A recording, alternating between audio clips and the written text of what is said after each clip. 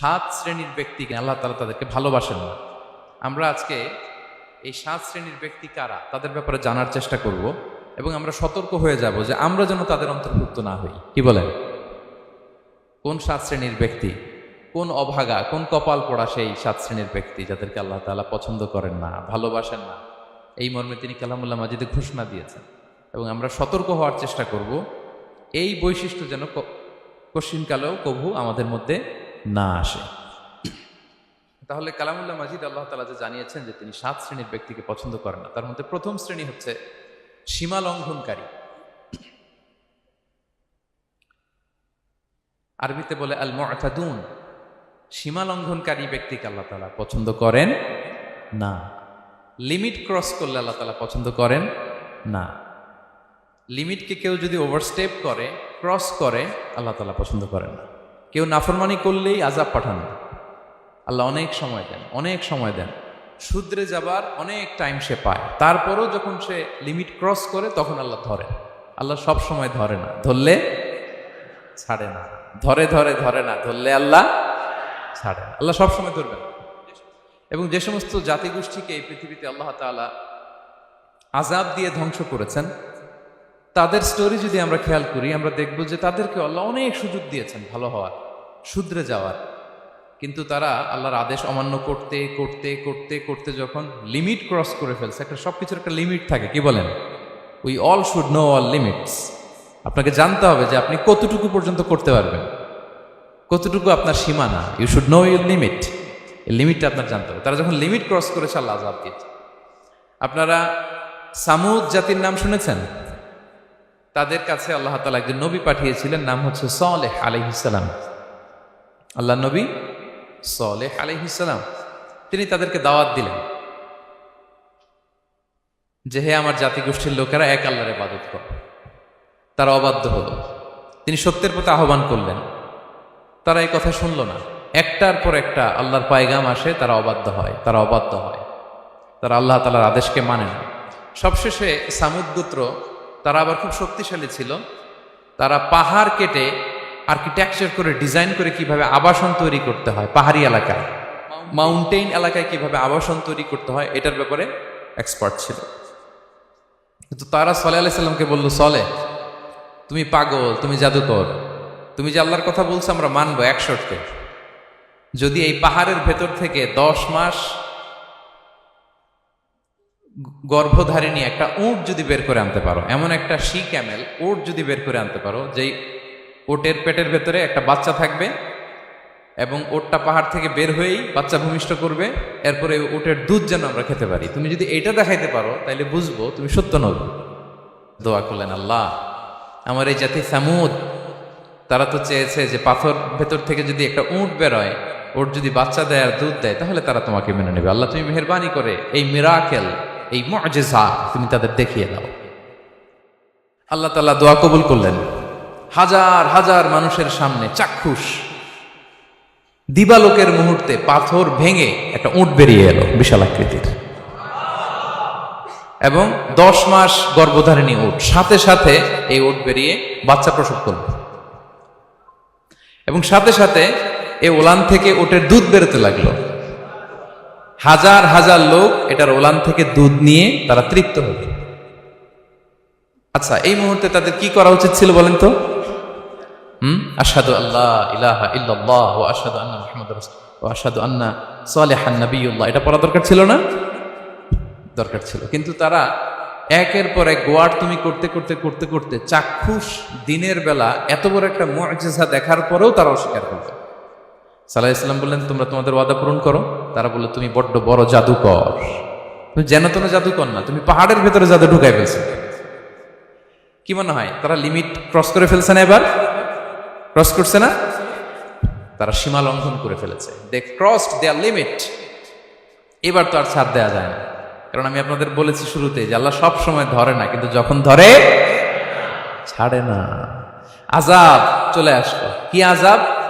Earthquake আর রাজফা, পুরো ভূখণ্ড কেঁপে উঠল। কেঁপে ওঠার সাথে সাথে সব মাটিতে পড়ে গেল। 2 নাম্বার আসলো সাউন্ড ওয়েভ, শব্দ নিনা, প্রচন্ড শব্দ তরঙ্গ। জিবরাইল আলাইহিস সালাম ওই এলাকার উপরে এসে এমন জোরে এক চিৎকার মারলেন, ওই চিৎকারে সামুদ গোত্রের প্রতিটি লোক কানের পর্দা ফেটে মুহূর্তের মধ্যে লাশ হয়ে জমিনে পড়ে রইল। Because they cross their limit, তারা তাদের লিমিট ক্রস করেছে। আর যারা লিমিট ক্রস করে, যারা সীমা লঙ্ঘন করে, তাদেরকে আল্লাহ তাআলা পছন্দ করেন না। আপনারা লূত আলাইহিস সালামের নাম শুনেছেন? উনি আল্লাহর একজন নবী ছিলেন। ওনাকে আল্লাহ তাআলা জর্ডান, বর্তমানে যে জর্ডান দেশ আছে সেখানে পাঠিয়েছিলেন। একটা কমিউনিটি ছিল সাদুম কমিউনিটি, ওই সাদুম কমিউনিটিতে তিনি এসেছিলেন। তিনিও দাওয়াত দিলেন, ইয়া কওমি ইবুদুল্লাহ মা লাকুম মিন ইলাহিন গায়রু, হে আমার কওমের লোকেরা, আল্লাহর ইবাদত করো, আল্লাহকে মেনে নাও। ওরা অস্বীকৃতি জানালো। সত্যের পথে আহ্বান করলেন, অস্বীকৃতি জানালো। ওরা, ওদের পাশ দিয়ে ক্যারাভেন যেত, কাফেলার লোকেরা ডাকাতি করত, ডাকাতির শাস্তির ব্যাপারে তিনি ভয় দেখালেন। তারা নিবৃত্ত হলো না। এমনকি তারা সমলিঙ্গের প্রতি যৌন আকর্ষণ বোধ করতো, নাউযুবিল্লাহ। হোমোসেক্সুয়ালিটি, এখন একটা গ্রুপ আছে দেখবেন যে রংধনু নিয়ে মিষ্টি মিষ্টি কথা শোনায় বিশ্বব্যাপী। তাদের সাইন হচ্ছে রংধনু, রেইনবো। তারা ছেলেতে ছেলেতে বিয়ে, মেয়েতে মেয়েতে বিয়ে, এটাকে প্রমোট করে, নাউযুবিল্লাহ মিন যালিক। আমাদের এই মুসলিম সমাজে যেন এই আবর্জনা প্রবেশ করতে না পারে, আমাদেরকে সচেতন থাকতে হবে, ঠিক কিনা? তো এই সাদুম কমিউনিটির একটা বদ অভ্যাস ছিল, তারা ছেলেতে ছেলেতে বিয়ে করত, পুরুষে পুরুষে। আল্লাহ নবী লূত আলাইহিস সালাম তাদেরকে বুঝালেন যে পৃথিবীতে কেউ এই পাপ কাজ করেনি। প্রাণীদের মধ্য থেকেও একটা পুরুষ প্রাণীর প্রতি আকৃষ্ট হয় না। তোমরা আশরাফুল মাখলুকাত হয়ে কিভাবে এই কাজ করো, তোমরা থামো। তিনি নানাভাবে হৃদয় নিংড়ানো ভাষা দিয়ে দাওয়াত দিলেন, কিন্তু তারা মানল না। তারা এই পাপ কাজ করতেই লাগলো। আল্লাহ তাআলা ফেরেশতা পাঠিয়েছিলেন ওনার কাছে পুরুষের আকৃতিতে। তারা এই আল্লাহর পাঠানো ফেরেশতাদের সাথে এই অপকর্ম করার প্ল্যান করেছিল। তারা মনে করেছিল সাধারণ মানুষ, আসলে এগুলো ছিল কি আল্লাহর ফেরেশতা। তো আল্লাহর ফেরেশতার সাথে যেহেতু এরকম পাপ কাজের চিন্তা করেছে, তার মানে দে ক্রস দেয়ার লিমিট। কি বলেন? সীমা লঙ্ঘন করে ফেলছে। আযাব, পানিশমেন্ট তাদের জন্য অবধারিত হয়েছে। আল্লাহ তাআলা শাস্তি দিলেন। কি শাস্তি দিলেন? সিম্পল, জিবরাইল আলাইহিস সালাম এসে পুরো শহরটাকে উঠাইয়া উল্টায় ফেলে দিলেন। আল জাযাউ মিন জিনসিল আমাল, যে যেরকম পাপ করে তার শাস্তি এরকম। ওরাও স্বাভাবিক মানুষের যে নেচার, এটার উল্টায় ফেলছে। কি বলেন? পুরুষ আকৃষ্ট হবে, সেক্সুয়াল অ্যাট্রাকশন ফিল করবে নারীর প্রতি, নারী পুরুষের প্রতি। এই যে নেচারকে উল্টাইছে না, আল্লাহকে তোদের শহরটারে উল্টাই দিলাম। জিবরাইল আলাইহিস সালাম এসে পুরো সাদুম শহরটাকে আকাশে উঠিয়ে একটা আছাড় মারলেন, আপসাইড ডাউন। উপরের অংশ চলে গেল নিচে, সব মাটির অতল গহ্বরে। ফাজআলনা আলিয়াহা সাফিলাহা ওয়া আমতারনা আলাইহিম মিন সিজারাতিন মিন সিজিলিম মানদুদ। আল্লাহ বললেন, উপরের অংশ নিচে নিয়ে নিলাম, পুরো শহরটারে উল্টে দিলাম, আর পাথর বৃষ্টি বর্ষণ করলাম, সব শেষ। ওই জায়গাটা আজও আছে, ওইটা জর্ডান এবং ইসরায়েলের সীমান্তে। এটাকে এখন বলে মৃত সাগর, আল বাহরুল মাইয়িত আরবিতে, ইংরেজিতে বলে ডেড সি। কি সি? Dead sea. মৃত সাগর কেন? কারণ ওখানে কোনো প্রাণী জন্মায় না। ওই সাগরে কোনো মাছ নাই, কোনো ব্যাঙ নাই, এমনকি কোনো শ্যাওলাও নাই। গজবের জায়গা। লবণের density at least 10 times more than the natural C.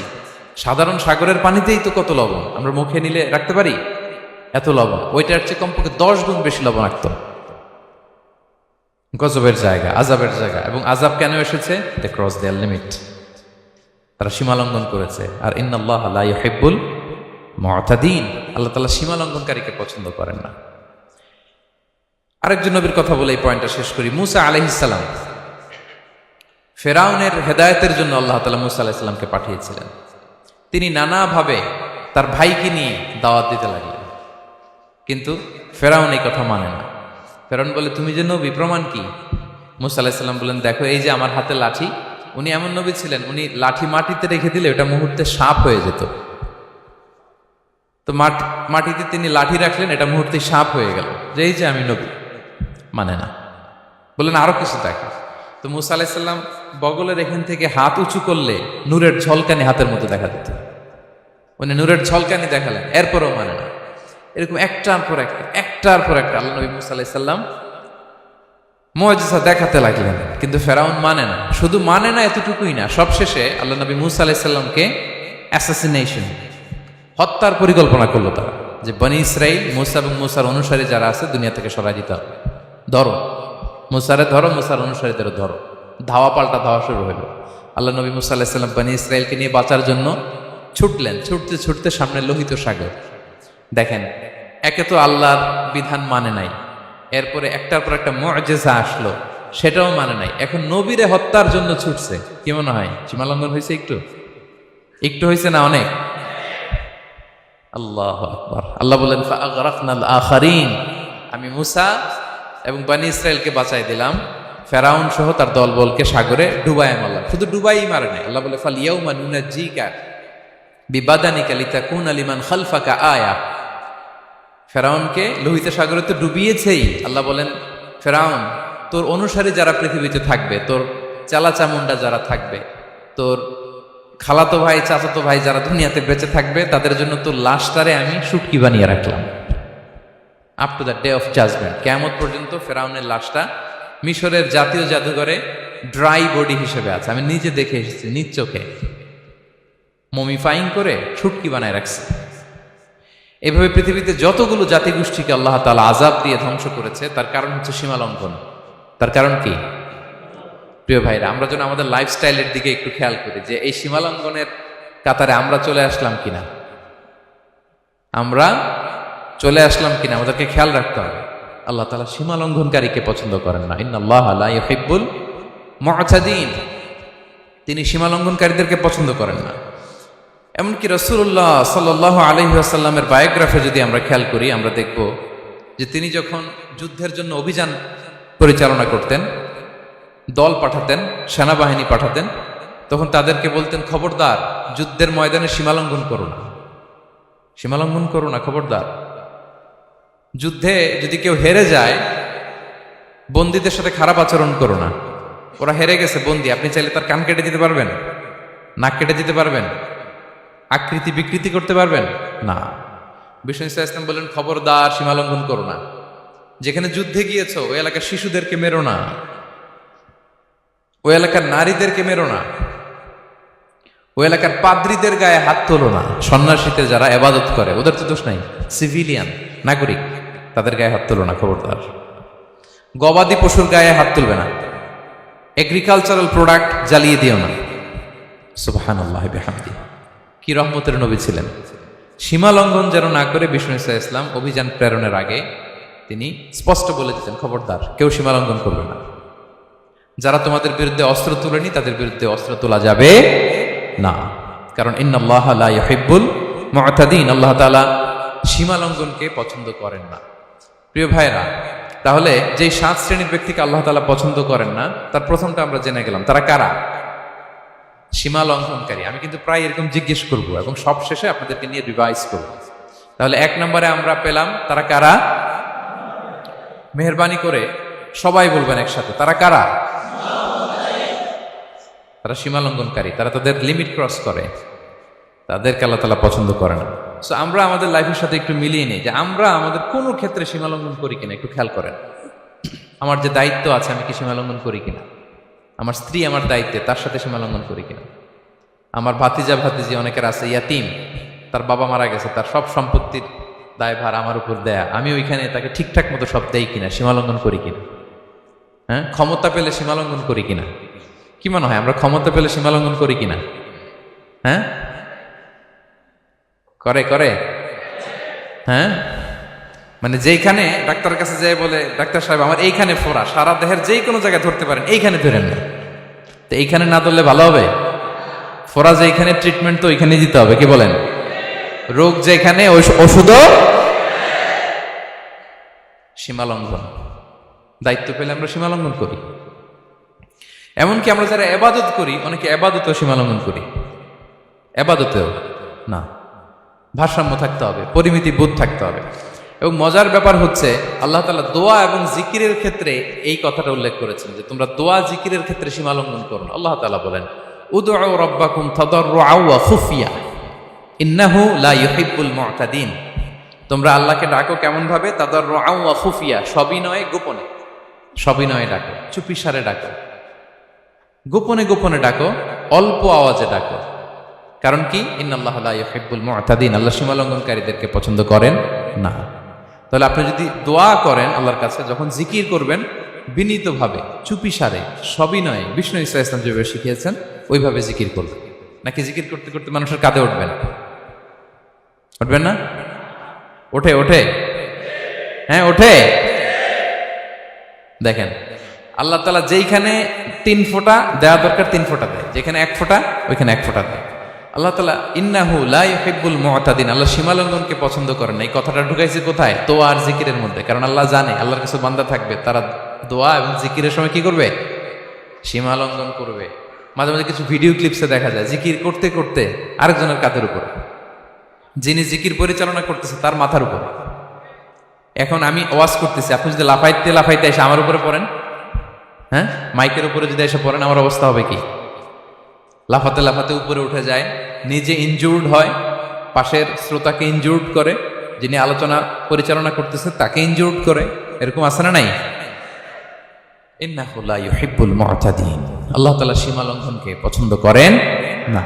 তাহলে আমাদের প্রত্যেকের উচিত আমাদের লিমিট জানা, আমরা যেন আমাদের কখনো লিমিটকে ক্রস না করি। প্রিয় ভাইরা, এটা প্রতিটি ক্ষেত্রে, ইভেন ইবাদতে আমরা যেন সীমা লঙ্ঘন না করি।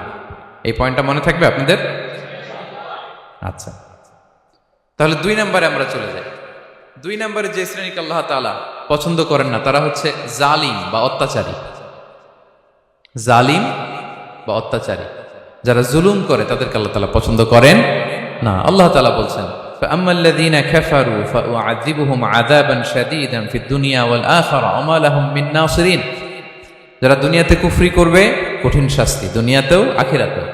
ওয়া আম্মাল্লাযীনা আমানু ওয়া আমিলুস সালিহাতি ফায়ুওয়াফিহিম উজুরাহুম, আর যারা ঈমান আনবে সৎকর্ম করবে তাদের প্রতিদান আমি আল্লাহ বুঝিয়ে দেব।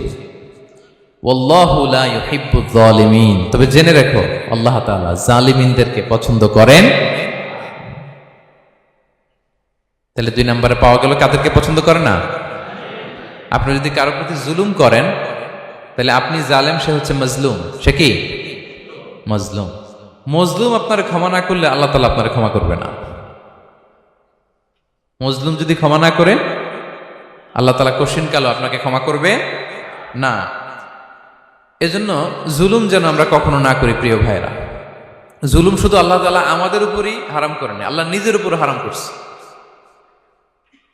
জুলুম শুধু আমাদের জন্যই হারাম না, আল্লাহর জন্য হারাম। আল্লাহ তাআলা বলেন হাদিসে কুদসিতে, ইয়া ইবাদি, হে আমার বান্দারা, ইন্নী হারামতু যুলমা আলা নাফসি, আমি জুলুমকে আমি আল্লাহ নিজের উপর হারাম করেছি।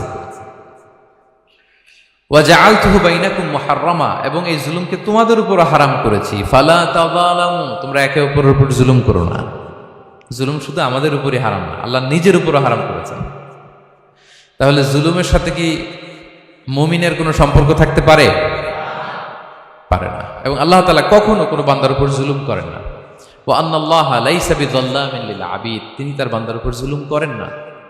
কোনোভাবেই যেন জুলুম না হয়ে যায়, এজন্য আল্লাহ তাআলা কিয়ামতের দিন মাওয়াজিনাল কিসত, ন্যায়ের মানদণ্ড তিনি প্রতিষ্ঠা করবেন, যাতে একটু ভুল না হয়ে যায়, জুলুম না হয়ে যায়। আমরা মাঝে মাঝে যে দোকান থেকে বস্তায় বস্তায় চাল নিয়ে আসি না, চাল দেখা যাবে যে 1 মণ চাল হয়তো সামান্য একটু কম হইতে পারে, সামান্য একটু বেশিও হইতে পারে, এরকম হয় না? দেখবেন যে দিছে 10 কেজি, বাসায় এসে দেখবেন যে 10 কেজির চেয়ে একটু বেশি, একটু সামান্য বেশি কয়েক গ্রাম, অথবা 10 কেজির চেয়ে সামান্য কয়েক গ্রাম কম, এরকম হয়ে যায় না? মানুষ তো আমরা, কি বলেন? কিন্তু আল্লাহর নিক্তি পাল্লায়, মিজানের পাল্লায় এরকম হবে নাকি? হবে? হবে? আল্লাহ বলে না, মাওয়াজিনাল কিসত, ন্যায়ের মানদণ্ড সেটা। ফামাইয়া আমাল মিসকালা যাররাতিন খাইরান ইয়ারা, যাররা পরিমাণ ভালো করেছো তো সেটাও ওজন দেয়া যায় ওই পাল্লায়। সুবহানাল্লাহ পড়বেন না? ওমাইয়া আমাল মিসকালা যাররাতিন শাররান ইয়ারা, অনুপরিমাণ খারাপ করেছো সেটাও ওজন দেয়া যায়। কারণ ওয়া আন্নাল্লাহা লাইসা বিযাল্লামিন লিল আবিদ, তিনি বান্দার উপর জুলুম করেন না। তিনি এমন পাল্লা দিয়েছে যাতে জুলুম না হয়। আমাদেরটাই ভুল হয়ে যেতে পারে, ওনারটাতে ভুল হলে চলবে না, কেউ জিতে যাবে, ঠকে যাবে, কি বলেন? জাররা কাকে বলে? জাররা, জাররা মানে এত ছোট জিনিস, এত ক্ষুদ্র জিনিস যেটা খালি চোখে দেখা যায় না। বাংলাদেশের উদাহরণ দিলে বুঝতে পারবেন ভালো। বাংলাদেশের শীতের সিজনের কথা মনে আছে আপনাদের? না মালয়েশিয়া এসে সব খাই ফেলাইছেন? হ্যাঁ, মালয়েশিয়া তো সারা বছর গরম, সারা বছর বৃষ্টি, শীত হয় না। তো বাংলাদেশের শীতের সিজনে টিনের ঘর যাদের থাকে, মনে আছে কিনা জানি না আপনাদের, ওই টিনের চালে যদি ছিদ্র থাকে, শীতের দিন টিনের চালে যদি ছিদ্র থাকে, তাহলে মাঝে মাঝে দেখবেন ওই চিকন ছিদ্রটা দিয়ে সূর্যের একটা আলো ঘরের ভিতরে ঢুকে। মনে পড়ে? টিনের চালের ছিদ্র, চিকন এই ছিদ্রটা দিয়ে সূর্যের একটা চিকন রশ্মি নিচে পড়ে। তো ওইটার কাছে গেলে দেখা যায় ওই আলোটার মধ্যে পাতলা কি যেন ধুলাবালি উঠতেছে। এটা আবার অন্য জায়গায় দেখা যায় না, এমনি দেখা যায় না, কিন্তু ওইটার কাছে গেলে দেখা যায় এই আলোটা যেই বরাবর আসছে, এইখানে কিছু ক্ষুদ্র ছোট ধূলিকণা, ডাস্ট ঘুরে বেড়ায়। আল্লাহ বলে এইটার নাম হচ্ছে যাররা।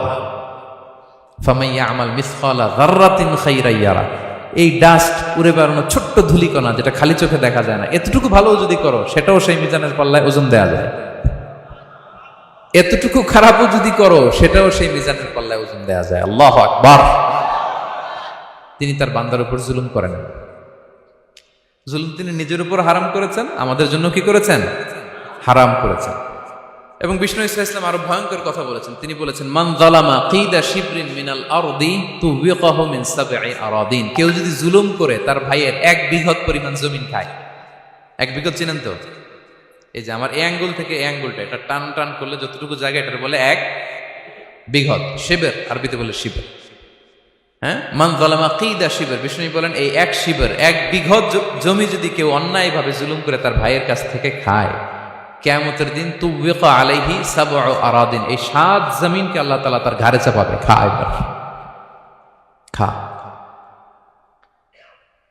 অন্যের জমি খাওয়ার এত শখ ছিল, এবার 7 জমিন ঘাড়ে কর। কিয়ামতের ময়দানে আপনার দেহটারে বিশাল আকৃতির করা হবে, এই 7 জমিনকে আপনার কাঁধে তুলে দেওয়া হবে।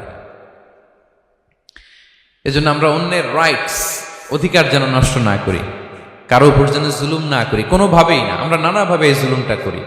আমরা প্রায় দাদার সম্পত্তি থেকে ফুফুদেরকে বঞ্চিত করি, বাবার সম্পদ থেকে বোনদেরকে বঞ্চিত করি। হ্যাঁ, নিজের ভাই আরেক ভাইকে, আপন ভাই ভাইকে বঞ্চিত করে, জুলুম করে। এরকম দৃশ্যপট আমাদের সমাজে আছে না নাই বলেন তো? কিয়ামতের দিন আল্লাহর সুপ্রিম কোর্টের কাঠগড়ায় হিসেব দিতে হবে। আর এই জালিমদেরকে আল্লাহ তাআলা পছন্দ করেন না। এবং সবচেয়ে ভয়ঙ্কর ব্যাপার হচ্ছে, আপনি যখন কারোর উপর জুলুম করেন, ওই মাজলুম আর আল্লাহর মাঝখানে কোনো ফারাক থাকে না। আল্লাহ ওই ফারাকের পর্দা উঠায় নেয়। বিষ্ণু বলেন, ইত্তাকি দাওয়াতাল মাজলুম, তোমরা মজলুমের বদদোয়াকে ভয় করো, খবরদার। কারণ ফাইন্না লাইসা বাইনাহা ওয়া বাইনাল্লাহি হিজাব, তার আর আল্লাহর মাঝে কোনো পর্দা থাকে না। দোয়া করলেই ওটা আরশে যেয়ে কবুল হয়ে যায়। আল্লাহ তাআলার চারিপাশে অনেক পর্দা আছে। কেউ কেউ বলে 70,000 নূরের পর্দা। এই 70,000টা সহিহ হাদিস দ্বারা সাব্যস্ত না, কিন্তু অসংখ্য অগণিত পর্দা, এবং পর্দাও এটা নূরের পর্দা। আচ্ছা বলেন তো, জানলা দিয়ে বাইরের আলো ঠেকাতে আমরা দেয়ালে জানালায় কি লাগাই? পর্দা লাগাই। পর্দাটা কিসের তৈরি? মোটা কাপড়ের, যাতে করে ওই আলো না আসে। কিন্তু আল্লাহর চারদিকে যে পর্দা, ওই পর্দাটা কিসের? নূরের, আলো। ওনার পর্দায় আলো দিয়ে তৈরি। সুবহানাল্লাহ বললেন না? বিষ্ণু বলেন, ইত্তাকি দাওয়াতাল মাজলুম, মজলুমের বদদোয়াকে ভয় করো। ফাইন্না লাইসা বাইনাহা ওয়া বাইনাল্লাহি হিজাব, কেউ যখন মজলুম হয়ে কেঁদে বদদোয়া করে, তার আর আল্লাহর মাঝে ওই পর্দা থাকে না। বদদোয়া করছে, ডাইরেক্ট কবুল। খবরদার আমার পেনাঙ্গের ভাইয়েরা, আমরা যেন জালিম না হই।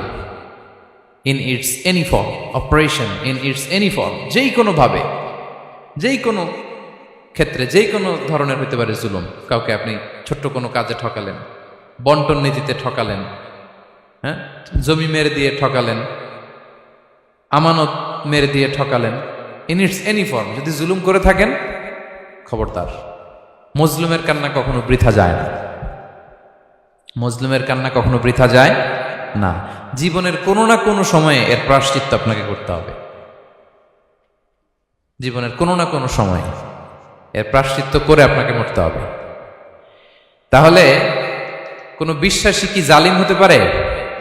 কারণ ইন্নাল্লাহা লা ইউহিব্বুল যালিমিন, আল্লাহ তাআলা জালিমদেরকে পছন্দ করেন না। তাহলে জুলুমের সাথে আমাদের কোনো সম্পর্ক আছে? হ্যাঁ, কোনো সম্পর্ক আছে? তাহলে দুই শ্রেণীর ব্যক্তির কথা আমরা জানলাম যাদেরকে আল্লাহ পছন্দ করেন না। এক নম্বর, প্রথমটা কে ছিল? সীমা লঙ্ঘনকারী, লিমিট যে ক্রস করে, ইন্নাল্লাহা লা ইউহিব্বুল মুআতাদিন। দুই নম্বরে কি জানলাম?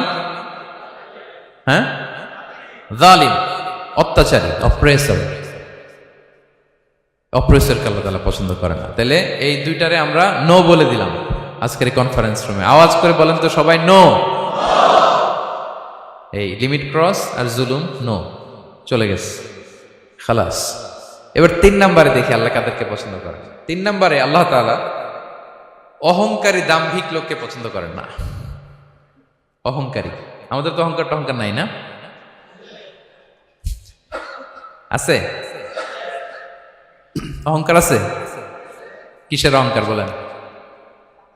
টাকার, আর ক্ষমতার, আর সৌন্দর্যের, আর হ্যাঁ পাওয়ার, সোশ্যাল পাওয়ার। এই যে অহংকার, অহংকারের খাঁচা থেকে মুক্ত রাখো আমাদেরকে তুমি প্রভু হয়ে, পড়েন আমিন। এটা একটা ভয়ঙ্কর খাঁচা। আচ্ছা, অহংকার করার আমাদের আছে কি বলেন তো? কিছুই নেই। আল্লাহ বলে ওয়া খুলিকাল ইনসানু দাঈফা, তোমাদেরকে আমি দুর্বল করে তৈরি করছি। আমরা দুর্বল, শুধু দুর্বল না, দুর্বলের ঘরের দুর্বল। আমার বাপ ছিল দুর্বল, আমার দাদা ছিল দুর্বল, আমরা 14 গোষ্ঠী কি? হাল আতা আলাল ইনসানি হিনুম মিনাদ দাহরি লাম ইয়াকুন শাইআম মাযকুরা। আল্লাহ বলেন একটা সময় ছিল উল্লেখ করার মতো তোমার কিছুই ছিল না। আজকে তো এত লম্বা চড়া মানুষ, আমরা কিছুই ছিলাম না। আমার বর্তমানে বয়স চলে 36, 37। তা আজ থেকে 37 বছর আগে আমি কি ছিলাম? আমার অস্তিত্বই ছিল না, আমার কোনো নাম ছিল না, আমার কোনো গ্রাম ছিল না, আমার কোনো অ্যাড্রেস ছিল না, আমার কোনো পরিচিতি ছিল না। আজ থেকে আরো 37 বছর পরে একটু খেয়াল করেন তো, এখন তো 37, আরো 37 ধরেন বাঁচলাম।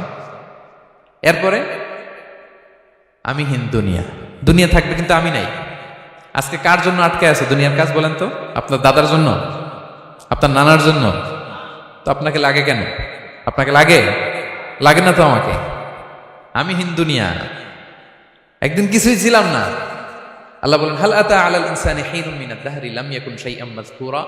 তুমি কিছু ছিলা, একটা সময় কিছুই ছিলা না, উল্লেখ করার মতো তুমি কিছুই ছিলা না। অস্তিত্বহীনের জগৎ থেকে তোমাকে আমি অস্তিত্ব আনলাম। তোমার বাবার পৃষ্ঠদেশ থেকে তোমার মায়ের গর্ভাশয়ে আমি তোমাকে ফেললাম। সেখানে আমি আল্লাহ তোমাকে একটু একটু করে তিলে তিলে বড় করলাম। 9 মাস 10 মাস পরে মায়ের পেট থেকে দুনিয়াতে তুমি আসলে। দেখেন তো দুনিয়ায় আসার পরে আমাদের অবস্থাটা কি? কাপড় নাই, চোপড় নাই, এভাবে চলে আসছি। আসার পরে কেউ যদি মুখে খাবার তুলে দেয় তাইলে খেতে পারি, হ্যাঁ, তাও লিকুইড খাবার, এদিক দিয়ে দিলে এদিক দিয়ে পড়ে যায়, খালি মুছতে হয়। মেহমান একজন এসে আদর করে কোলে নিচে পেশাব করে দিছি ভরাইয়া, আছে না নাই? হয়েছে না এরকম? আদর করে একটা কোলে নিছেন, এখনই না ডায়াপার আসছে মিয়া। আজ থেকে 10 বছর আগে এগুলো ছিল নাকি? প্যাম্পাস ডায়াপার ছিল, এই কাঁথা টাতা নিয়ে কোলে নেওয়া লাগতো, তারপরে দিছে ওদিক দিয়ে জামা টামা ভিজে শেষ। ইভেন রাসূল সাল্লাল্লাহু আলাইহি ওয়াসাল্লামের কোলেও এরকম বাচ্চারা পেশাব করে দিছে, এরকম হাদিস আছে। আদর করে মায়েরা বাবারা আসলেই তো তার বাচ্চাকে রাসূল সাল্লাল্লাহু আলাইহি ওয়াসাল্লাম কোলে দিতেন, পেশাব করে দিতেন। তো কার কোলে উঠছে এটাও জানি না, পেশাব করে ভরাই দিচ্ছে। পেশাব পায়খানা করে 6 লাভ। লিকুইড দিলে খেতে পারি, শক্ত কিছু খেতে পারি না। এই তো আমার ক্ষমতা। একজন যে বললেন ক্ষমতার অহংকার, এই তো ক্ষমতাটা তো এতটুকু। এরপরে যখন জোয়ান হয়েছে, এখন তো জোয়ান, এখানে একটা ভূমিকম্প হইলে কি অবস্থা হবে বলেন তো জোয়ানদের?